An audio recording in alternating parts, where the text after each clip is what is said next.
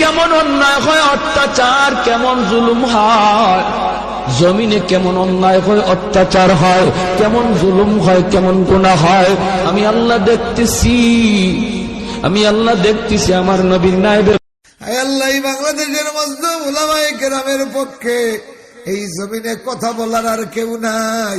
অতএব এখনই সময়, তোমার আসমান থেকে ফয়সালা নাজিল করো আল্লাহ, তোমার আসমান থেকে ফয়সালা নাজিল করো।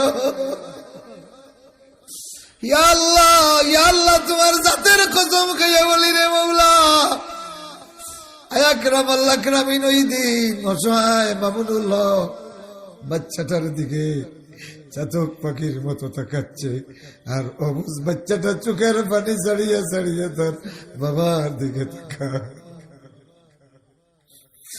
আল্লাহ তাআলা এই বাংলাদেশের কত চোর ডাকাত দুর্নীতিবাজ বাচ্চা কুলে নিয়ে ঘুমায়, আর শাইখুল হাদিস গুলি মুফাসসির গুলি আত্মীয় স্বজন থেকে বিচ্ছিন্ন হইয়া জেলখানায়। আল্লাহ তা তো হতে পারে না, আল্লাহ আর বেশি সুযোগ দিও না রে মওলা।